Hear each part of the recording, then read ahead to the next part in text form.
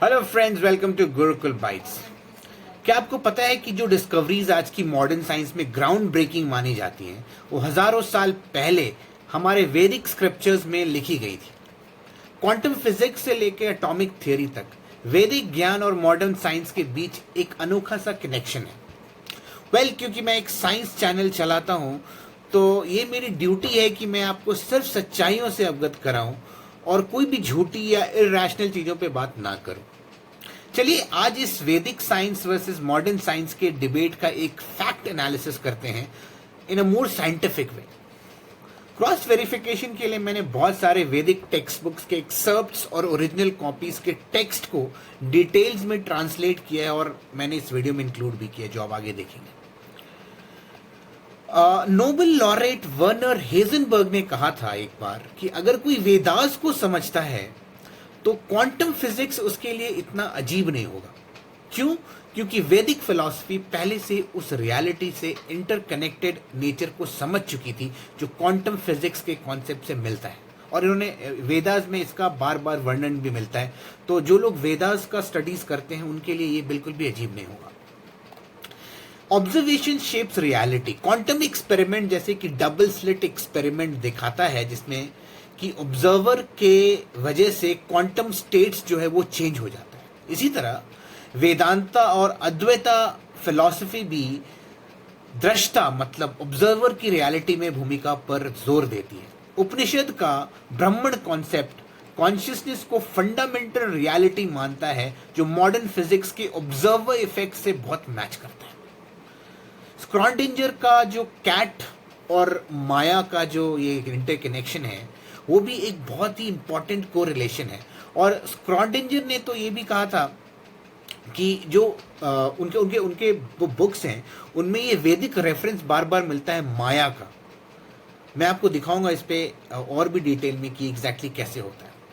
नील bourse ने भी उनका एक रेफरेंस दिया था जो उन्होंने ईस्टर्न फिलॉसफी के कॉन्सेप्ट को क्वांटम मैकेनिक्स से कॉम्प्लीमेंटैरिटी प्रिंसिपल से कंपेयर किया था जो हमें वैदिक रेफरेंस में मिलता है। अब बात करते हैं ओरिजिन ऑफ यूनिवर्स की। छंदोग्या उपनिषद में कहा गया है सदैव सौम्य इदमग्र असि देक विद्यम तदैक्षत बहु श्याम प्रजय इति।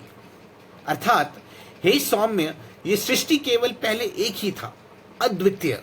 फिर उसने सोचा मैं अनेक हो जाऊं और मैं उत्पन्न हो जाऊं। यह श्लोक बिग बैंग थ्योरी के समान है जिसे ब्रह्मांड एक बिंदु से फैला था। यह दर्शाता है कि सृजन एकता से विविधता की ओर हुआ था। स्टीफन हॉकिंस और दूसरे फिजिसिस्ट जो हैं ने माना है कि सिंगुलैरिटी से ही ब्रह्मांड की यूनिवर्स की शुरुआत हुई है, वो एक बिंदु से ही शुरू हुई। तो ये रेफरेंस जो हमें मिलता है वैदिक इसमें हमारे स्क्रिप्चर्स में, ये दर्शाता है कि हमें ब्रह्मांड की उत्पत्ति का ज्ञान पहले से था।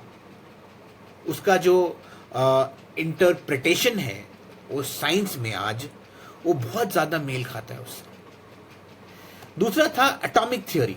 19वीं शताब्दी में जब जॉन डैल्टन ने एटॉमिक थ्योरी दी थी उससे करीब 2500 साल पहले भारत के एक आचार्य कनाद ने जो 6th सेंचुरी में एक परमाणु सिद्धांत का वर्णन किया था। एक श्लोक है, परमाणु काल गुण कर्मणा योक्ता संयोग विभाग च। अर्थात परमाणु समय गुण और कर्म के साथ संयुक्त होता है और ये संयोग कॉम्बिनेशन सेपरेशंस के नियमों का पालन करता है। आचार्य कनद ने कहा था सारा पदार्थ अत्यंत सूक्ष्म कणों से बना है, मतलब अणु से बना है।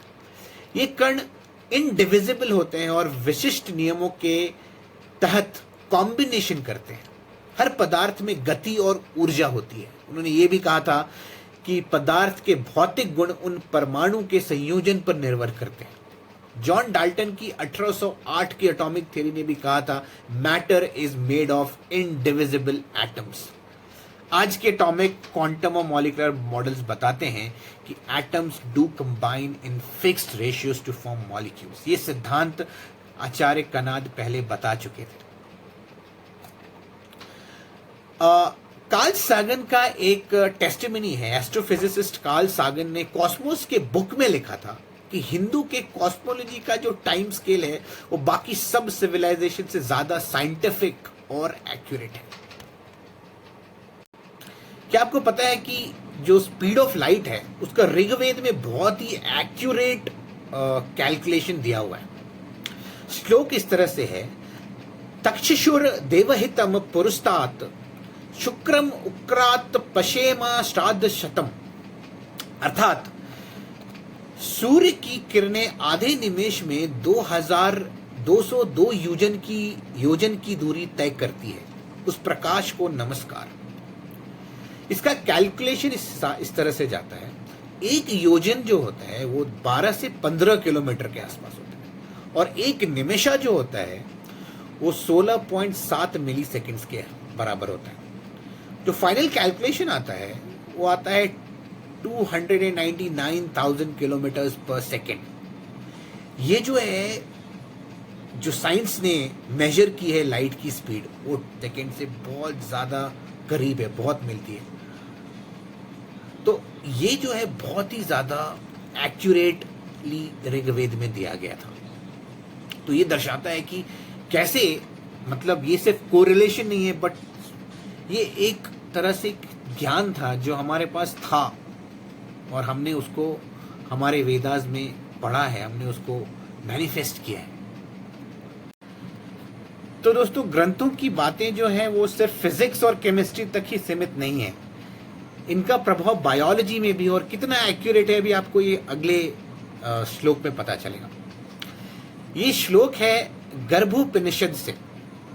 प्रथम मासे कलल भवति, द्वितीय घन भवति, तृतीय मांसपेशी भवति, चतुर्थ त्वची, पंचमे पंजीकरणानि, षष्ठे जातन चेतावनम भवति। अर्थात पहले महीने में भ्रूण कलल बनता है, दूसरे में ठोस, तीसरे में मांस, चौथे में त्वचा, पांचवें में इंद्रियां और छठे महीने में चेतना आती है। मॉडर्न एम्ब्रियोलॉजी के इस रिसर्च में ये सीक्वेंशियल फीटल डेवलपमेंट का जो है ये बहुत एक्यूरेटली बताया गया है गर्भोपनिषद में। ये स्टेप वाइज, मतलब सिंगल सेल से कैसे बाद में वो डिवाइड करके 2 सेल, 4 सेल, 6 सेल्स, उसके बाद फिर जो लेयर ऑफ डेवलपमेंट होता है जो फीटल का, वो सब कुछ बहुत आप सोचिए कब लिखा गया था ये उपनिषद और उसमें ये बातें कहाँ से आ चुकी हैं। आप सोचिए, ये संयोग नहीं है दोस्तों, ये इसका एक साइंटिफिक प्रूफ है कि इस चीज को ग्रंथों में लिखा गया था कि लोग समझते थे इन चीजों को। ये साइंटिफिक प्रूफ है इसका। तो ये, और डॉक्टर रॉबर्ट गोल्डमैन ने प्राचीन भारतीय भ्रूण विज्ञान की बहुत तारीफ की, उन्होंने एक बुक लिखा, उसमें उन्होंने मेंशन किया इस चीज को। तो ये मतलब बहुत ही हमारे लिए एक गर्व की बात है कि हमारे पास ये सारी नॉलेज बहुत टाइम से मौजूद थी। तो दोस्तों, आप चाहे आस्तिक हो या नास्तिक हो, ये हमारी हिंदू सभ्यता की खूबसूरती है कि आपको डिबेट करने की पूरी आजादी है और आंखें बंद करके किसी भी बात पर भरोसा करने की कोई पाबंदी नहीं है। हमें ये पूरी आजादी है कि हम कोई भी मार्ग चुन सकते हैं और सच्चाई की खोज उसी मार्ग से कर सकते हैं और फिर भी हम अपनी हिंदू पहचान को बनाए रख सकते हैं। ये वो सभ्यता नहीं है जहां पर गैलीलियो जैसे बड़े साइंटिस्ट को भी धार्मिक किताब में लिखे चीजों को लॉजिकली चैलेंज करने पर सजा दी गई थी। हाँ, आपको पता है बाइबल में लिखा हुआ है कि सन जो है वो अर्थ के चक्कर लेता है। डाल्टन ने उसको चैलेंज किया, उन्होंने बोला नहीं, अर्थ सन के चक्कर लेता है, सन अर्थ के चक्कर नहीं लेता है, और इस चीज के लिए उन्हें सजा दी गई थी। तो ये हमारा हिंदू, हम बहुत फॉर्चुनेट हैं, हम बहुत भाग्यशाली हैं कि हम ऐसे सभ्यता में हैं जहां पर आप चीजों को क्वेश्चन कर सकते हैं, जहां पर आप डिबेट कर सकते हैं। तो हम ये नहीं बोल रहे हैं कि जो वेद में लिखा है, उपनिषद में लिखा है, वो सारी बातें सच हैं, लेकिन हमारे पास कुछ ऐसी चीज़ें हैं, हमारे पास कुछ ऐसे चीज़ों का वर्णन है जो साइंटिफिकली बहुत करेक्ट है, हम पीछे जाके उस पर देख सकते हैं। और बहुत सारी ऐसी भी चीज़ें हैं जो अभी तक साबित नहीं हुई हैं शायद, और हो सकती है कि वो सच भी हो सकते हैं, गलत भी हो सकते हैं, हु नोज। लेकिन जैसे जैसे हम चीज़ों को और एडवांसली हम चीज़ों को समझ रहे हैं और रिसर्च कर रहे हैं, और जैसे उनके ऊपर से पर्दे हटते जा रहे हैं, हम चीज़ों को रीइंटरप्रेट कर सकते हैं, पीछे जाके देख सकते हैं क्या हमारे पास ये चीज़ उपलब्ध थी। क्योंकि India is called country of truth seekers and not preachers. आप तो बोलोगे यहाँ पे बहुत प्रीच देने वाले लोग हैं, हर तरह के लोग हैं, लेकिन सबसे बड़ी चीज़ है इसके अंदर जो है वो है आप साक्षात्कार कर सकते हैं, जहाँ पर आप डिबेट कर सकते हैं चीज़ों को। तो दोस्तों, कैसा लगा आपको आज का वीडियो, मुझे ज़रूर लिख के बताएं कमेंट्स में। And thank you for watching this video, you have been a great audience. Thank you so much.